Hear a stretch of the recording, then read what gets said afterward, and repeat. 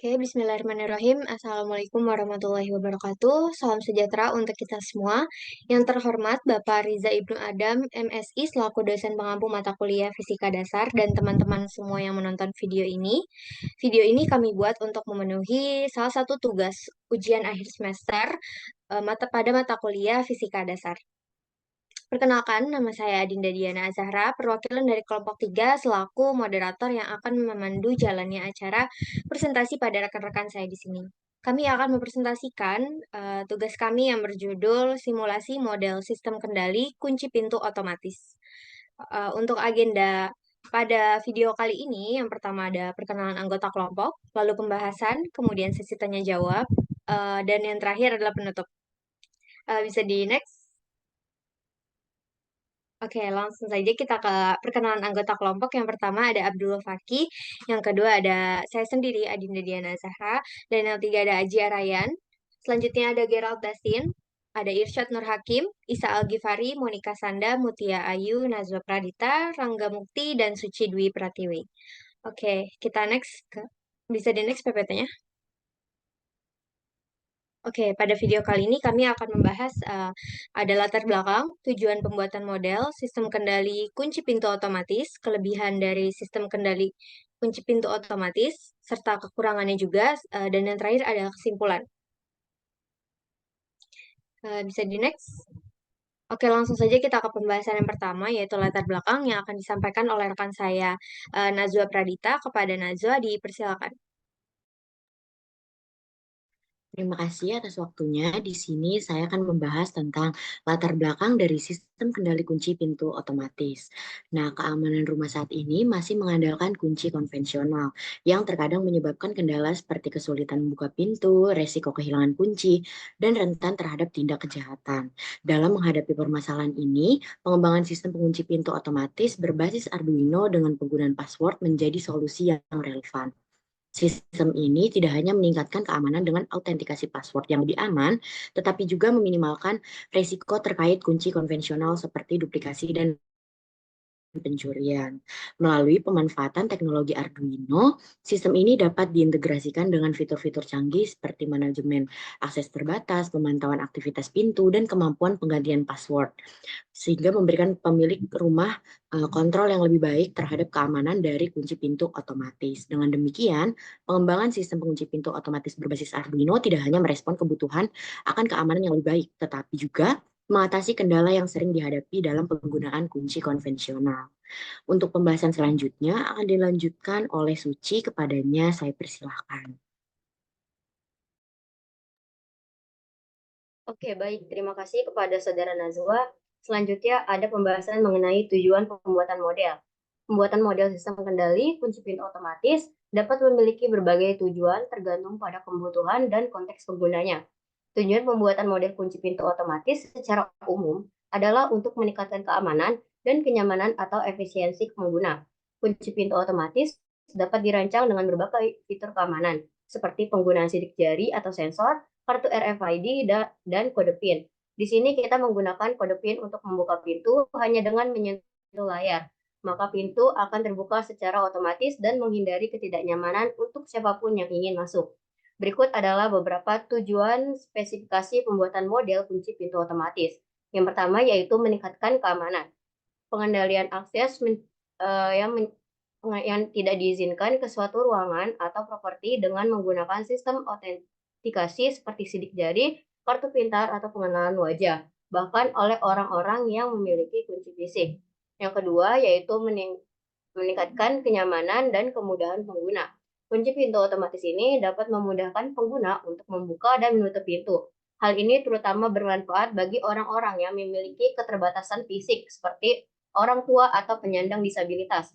Selain itu, kunci pintu otomatis juga dapat menghemat waktu dan tenaga pengguna. Pengguna tidak perlu lagi untuk mengeluarkan kunci fisik untuk membuka pintu.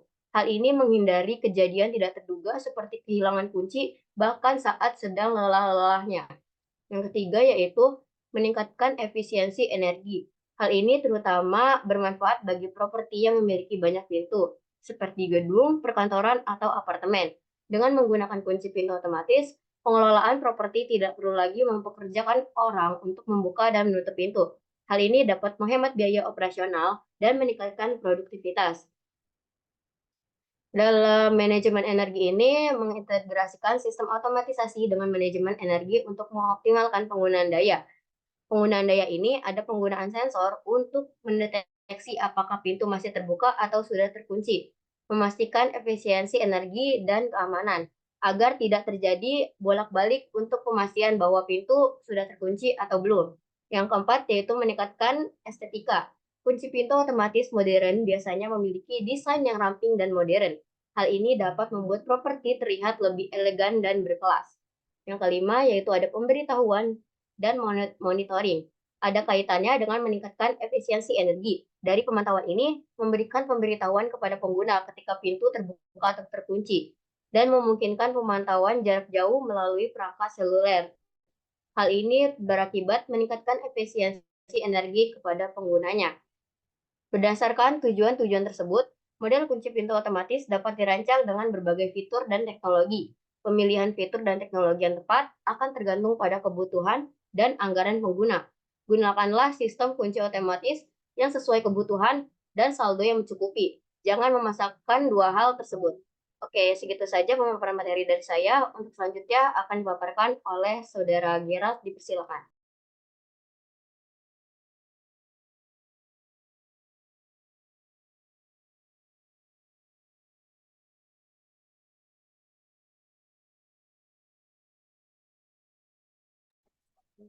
Baik, mungkin keliru ya, mohon maaf.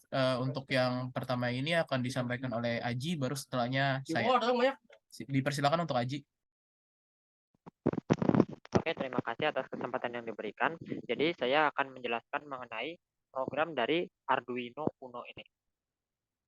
Oke, jadi yang pertama itu ada include keypad dan juga include liquid crystal. Jadi ini digunakan untuk menentukan panjang maksimal password dan juga buffer. Jadi di sini menggunakan library liquid crystal untuk mengakses dan mengontrol LCD.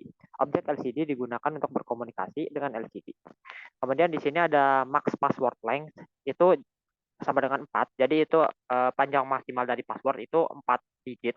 Kemudian cara correct password ini adalah password yang benar diganti dengan password yang diinginkan. Kemudian ada juga entered password. Ini adalah buffer untuk menyimpan password yang dimasukkan. Kemudian ada integer password index sama dengan 0. Ini adalah indeks saat ini dalam buffer password. Kemudian ada LED hijau sama dengan 10 dan LED merah sama dengan 11. Itu adalah pin untuk LED masing-masing ya. Nah, kemudian ada cons byte baris dan kolom itu. Jadi baris sama dengan 4 itu, jadi untuk barisnya itu ada 4, kemudian kolomnya ada 3. Jadi total karakternya itu 4 kali 3 sama dengan 12. Dapat dilihat di situ 1, 2, 3, 4, 5, 6, 7, 8, 9, bintang, kosong, dan juga pagar. Kemudian ada byte baris pin dan baris kolom ini adalah array yang menentukan pin yang terhubung dengan baris dan juga kolom masing-masing. Nah, kemudian ada void setup. Ini adalah bagian dari program Arduino yang dieksekusi sekali saat program pertama kali dijalankan. Fungsi setup ini digunakan untuk melakukan inisialisasi awal, konfigurasi pin, dan persiapan lainnya sebelum program memasuki loop utama atau void loop.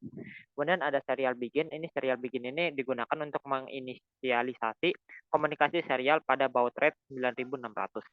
Ini memungkinkan kalian untuk menggunakan serial monitor pada Arduino IDE untuk melihat output atau pesan debug yang dihasilkan oleh program. Kemudian ada LCD begin. Jadi ini adalah inisialisasi objek LCD dengan fungsi begin 16,2. Parameter 16 dan 2 menunjukkan bahwa LCD yang digunakan memiliki 16 karakter per baris dan 2 baris. Kemudian di sini ada juga pin mode LED hijau dan juga LED merah. Ini digunakan untuk mengkonfigurasi masing-masing pin juga. Digunakan sebagai indikator status ya. Kemudian yang terakhir ada digital writer. Ini digunakan untuk mengatur pin yang terhubung ke LED merah ke status high. Dalam konteks ini kemungkinan besar LED merah akan menyala menandakan bahwa sistem awalnya dalam keadaan terkunci. Jadi ada LCD clear ini digunakan untuk membersihkan layar. Kemudian set kursor ini 0,0. Jadi kursor itu pada kondisi awal itu ada pada baris ke 0 dan juga kolom ke 0. Kemudian LCD print password. Jadi sebelum kalian memasukkan password itu pada defaultnya di layarnya itu tertampil kata password. Nah, kita masuk ke void loop. Jadi di sini ada char key, keypad get key. Nah, if key sama dengan bintang atau pagar. Jadi ini adalah memeriksa apakah karakter yang ditekan bukan karakter bintang maupun karakter pagar. Jika bukan, maka karakter tersebut adalah digital numerik. Program akan menampilkan karakter pada LCD, menyimpan karakter tersebut dalam array enter password, dan menambahkan indeks password index. Jika jumlah karakter yang telah dimasukkan mencapai panjang maksimal password atau max password length, maka program akan memanggil fungsi login. Jadi jika kita menekan tombol selain tombol bintang dan tombol pagar, maka dalam tampilan LCD-nya itu akan ditampilkan angka yang kita tekan tersebut. Misal kita mencet angka 1 nih. Nah, di situ akan tertera angka 1, 2, 3 gitu. Nah, LCD print bintang ini, jadi bintang ini berperan sebagai angka yes ya. Yes, jadi misal kita telah memasukkan angka semua, maka kita tinggal pencet ini, kemudian akan masuk ke menu login. Nah, sedangkan if key sama dengan pagar ini, jadi pagar ini berperan sebagai hapus atau mundur atau undo. Jadi jika kita mencet ini, misal kita passwordnya nih 1234, tapi kita memasukkan 125. Nah, kita kan itu kan salah itu 5-nya. Nah, jika ingin menghapus, maka kita bisa memencet tombol pagar ini. Nah, untuk penjelasan selanjutnya akan dijelaskan kepada Gerald, kepadanya dipersilahkan. Oke, sebelumnya terima kasih kepada Aji yang telah memberikan saya waktu untuk melanjutkan pemaparan program ini ya. Selanjutnya fungsi terakhir ini adalah fungsi login, void login ini, yang mana ini pertama untuk mengakhiri buffer dari enter password dengan menambahkan karakter 0 di akhir, lalu membandingkan enter password dengan correct password menggunakan strcmp. Nah, terus kan di bawahnya itu ada if ya. Jika password benar, lalu yang dilakukan dari programnya adalah menyalakan LED hijau dan menampilkan pesan password benar dan pintu ini bakal terbuka. Lalu ada keterangan juga pintu terbuka di LCD selama 3 detik. Setelah itu baru mengunci kembali pintu setelah 3 detik dan mengatur ulang tampilan LCD. Nah, yang satunya itu else, itu adalah decision jika password yang dimasukkan itu salah. Jadi yang dilakukan oleh programnya adalah menyalakan LED merah dan menampilkan pesan password salah di LCD selama 5 detik. Dan setelah itu mengatur ulang tampilan LCD setelah 5 detik. Maksudnya dimatiin gitu LCD-nya. Lalu setelah itu baru setelah semua if dan else itu baru balik ke program intinya, ke bodinya, yaitu mengatur kembali indeks password ke 0 dan mengosongkan buffer dari enter password. Jadi kesimpulannya, program ini memungkinkan untuk pengguna memasukkan password melalui keypad. Jika password yang dimasukkan itu benar, LED hijau akan menyala dengan pesan password benar, dan setelah itu pintu terbuka yang akan ditampilkan ke LCD. Jika password yang dimasukkan salah, maka LED merah akan menyala dan pesan password salah akan ditampilkan di LCD. Lalu program kemudian akan kembali ke mode memasukkan password atau kembali lagi ke program yang pertama. Oke, baik. Untuk pemaparan materi program Arduino Uno mungkin segini saja. Selanjutnya saya berikan ke pemateri selanjutnya. Terima kasih.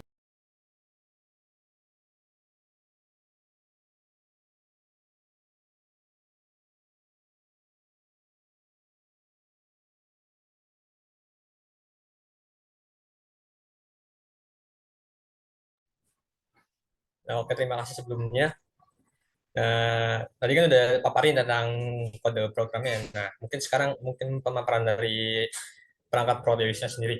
Nah, bisa dilihat nih yang di tengah itu namanya itu tuh namanya Arduino Uno-nya. Nah, itu bekerja dengan cara menerima input dari berbagai sumber seperti sensor, tombol ataupun keyboard. Input tersebut tuh akan diproses oleh microcontroller Arduino Uno. Hasil dari proses tersebut tuh kemudian dapat digunakan untuk mengendalikan berbagai perangkat seperti motor, lampu ataupun LED juga. Nah, terus di sebelah kanan dari Arduino Uno itu terdapat keypad phone. Nah, keypad phone sendiri itu bekerja dengan cara menghubungkan tombol-tombol ke pin digital Arduino Uno. Nah, ketika tombol itu tuh ditekan, pin digital dari Arduino Uno itu akan berubah menjadi high. Nah, perubahan nilai ini tuh kemudian dapat dideteksi oleh Arduino Uno untuk menentukan tombol mana yang ditentukan. Nah, terus yang di atasnya itu ada LED red dan LED green. Nah, LED red sendiri itu untuk menandakan bahwa password salah atau pintu itu terkunci, dan LED green itu menandakan bahwa password itu benar dan pintu terbuka. Nah, LED red dan green itu bekerja dengan cara mengalirkan arus listrik melalui dioda tersebut. Nah, ketika arus listrik itu mengalir, dioda akan memancarkan cahaya berwarna merah ataupun hijau. Nah, di bagian sebelah kiri dari Arduino Uno itu ada LCD ya. Di sini itu namanya LM016L. Nah, LM016L itu bekerja dengan cara menerima data dari pin-pin datanya. Nah, data tersebut itu kemudian digunakan untuk menampilkan informasi teks pada LCD LM016L. Nah, terus di bawahnya itu ada POTHG. Nah, POTHG sendiri bekerja dengan cara mengubah nilai registrasi ketika diputar. Perubahan nilai registrasi ini tuh kemudian dapat digunakan untuk mengatur nilai tertentu. Nah, pada bagian bawahnya sendiri itu ada yang namanya ground. Nah, ground sendiri itu berfungsi sebagai titik nol potensial listrik. Artinya tuh tegangan listrik di ground tersebut tuh 0 volt.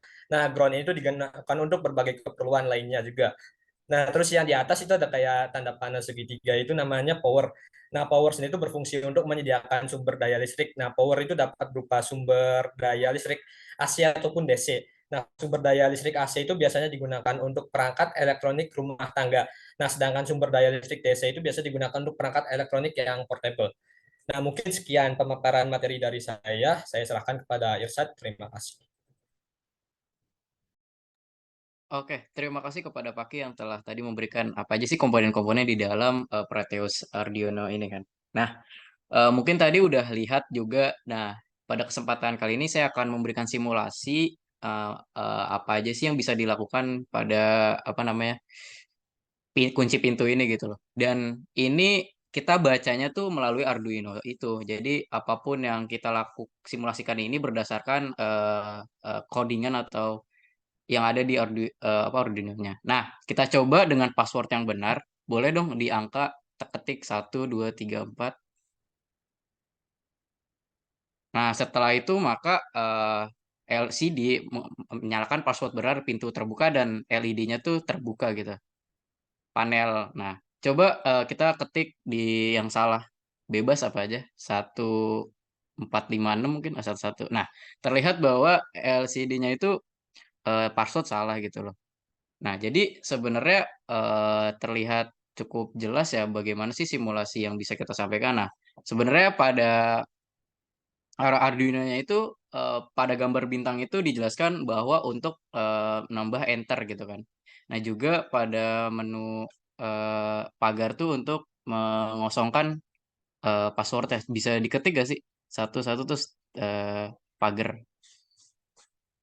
Nah, pencet pagar. Nah, Kak, ketika kita ngetik, kita merasa ragu ketika passwordnya berapa ya. Nah, itu ketika itu bisa untuk menghapus passwordnya dengan tanda pagar. Mungkin itu saja ya yang bisa kita sampaikan dengan simulasinya. Karena emang fiturnya itu yang pertama, jika kita melakukan password yang benar, maka LCD itu akan menampilkan password benar dan LED-nya itu berwarna hijau itu dan terbuka gitu tulisannya. Dan jika passwordnya salah, maka LCD-nya memberikan password salah dan LED-nya akan berwarna merah dan terkunci. Begitu sih sebenarnya. Itu aja sih yang mau kita sampaikan pada Arduino ini di Proteus ya. untuk selanjutnya akan pemaparan dari teman kita yaitu pembahasan live view. Pada Rangga atau Isa dipersilakan.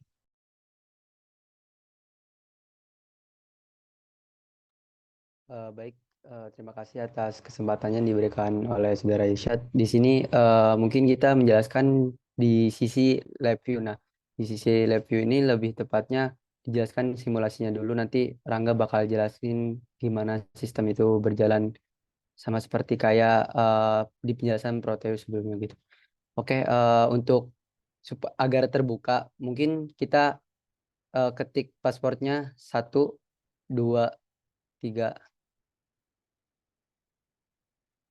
Oke, ulang dulu 1, 2, 3, 4. Nah, kalau tadi kan langsung terbuka. Kalau kita pakai oke dulu agar terbuka. Oke, di oke dulu. 1, 2, 3, 4. Terus di oke dulu. Nah, pintu terbuka. Jadi ini ibaratnya live view ini lebih ke simulasi benerannya gitu. Udah ada pintunya juga. Terus di clear untuk nutupnya. Nah, pintu terkunci. Jadi ibaratnya kalau misalnya pintunya itu terkunci, berarti kayak didorong terus habis itu nanti dia terkunci sendiri.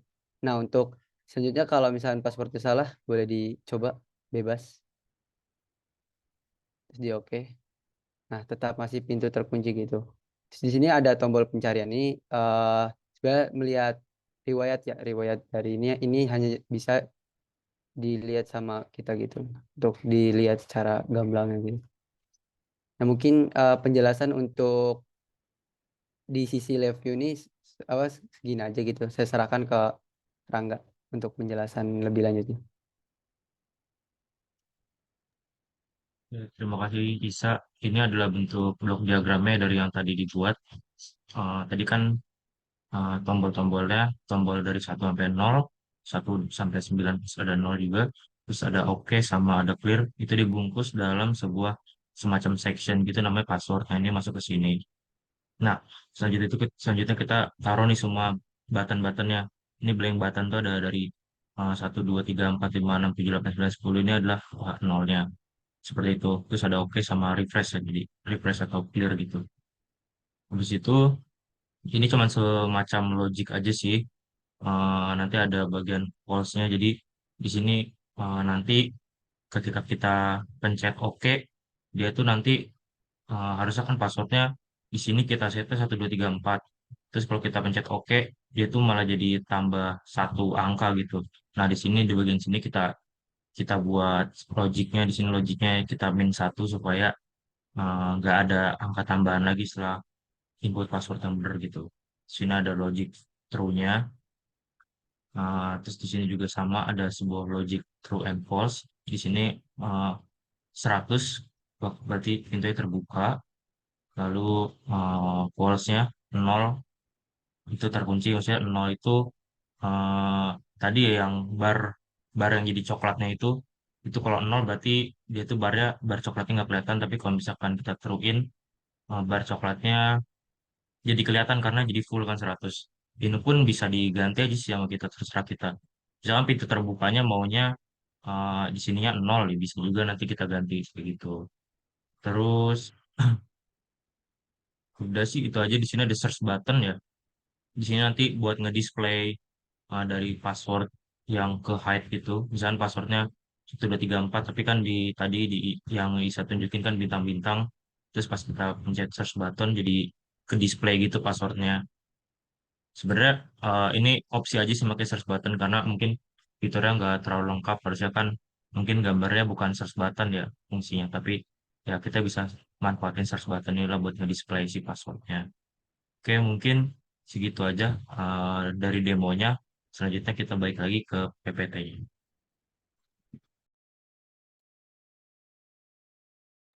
Oke, lanjut ke pembahasan selanjutnya, yaitu tentang kelebihan sistem kendali pada kunci pintu otomatis. Kelebihan yang pertama yaitu kontrol akses yang lebih baik. Jadi sistem ini memungkinkan untuk mengontrol dengan tepat siapa saja yang dapat memiliki akses dengan memberikan kode khusus atau PIN untuk memastikan hanya orang yang diizinkan yang bisa masuk. Selanjutnya, keamanan yang tinggi. Sistem ini meningkatkan keamanan dengan fitur keamanan yang canggih, seperti penggunaan kode PIN yang dapat mencegah akses terhadap pihak yang tidak sah dengan memiliki kode PIN ini dan hanya diketahui oleh pengguna yang berwenang. Sistem ini memberikan lapisan perlindungan ekstra terhadap akses yang tidak diinginkan. Selanjutnya, kenyamanan dan kemudahan penggunaan. Akses tanpa kunci fisik, sehingga tidak lagi perlu membawa kunci fisik atau khawatir kehilangan kunci. Mungkin dari saya cukup. Untuk selanjutnya akan disampaikan oleh Dinda. Kepada Saudari Dinda, dipersilakan. Oke, PPT-nya bisa di next dulu. Oke, selanjutnya saya akan membahas tentang kekurangan dari sistem kendali kunci pintu otomatis. Yang pertama yaitu ketergantungan pada listrik. Jadi sistem pintu otomatis ini bergantung pada pasokan listrik. Jika terjadi pemadaman listrik, pintu mungkin tidak dapat dibuka atau ditutup secara otomatis. Nah, ini bisa jadi masalah darurat jika perlu evakuasi cepat atau akses segera. Selanjutnya itu keterbatasan teknis. Sensor pada sistem ini mungkin memiliki keterbatasan dalam mendeteksi kondisi lingkungan tertentu, misalnya pada cuaca ekstrim atau gangguan teknis lainnya, sehingga bisa mengganggu fungsi sensor, jadi menyebabkan kesalahan dalam operasi pintu. Selanjutnya itu biaya perawatan. Nah, sistem pintu otomatis ini membutuhkan perawatan berkala. Perangkat keras dan perangkat lunak perlu diperbarui dan diperbaiki secara berkala untuk memastikan keandalan sistem. Jadi hal ini bisa menambah biaya operasional dari waktu ke waktu. Oke, mungkin sekian pemaparan materi dari saya. Selanjutnya kepada Monik dipersilakan. Baik, terima kasih atas kesempatannya. Untuk kesimpulannya, berdasarkan hasil dan pembahasan yang sudah disampaikan oleh rekan-rekan saya, sistem pengunci pintu otomatis berbasis Arduino dengan penggunaan password sebagai metode autentikasi memberikan solusi yang relevan untuk meningkatkan keamanan rumah secara signifikan.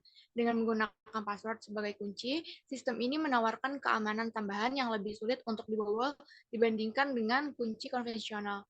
Pengguna hanya perlu memasukkan password yang telah ditetapkan untuk membuka pintu, mengurangi risiko pencurian atau akses yang tidak sah.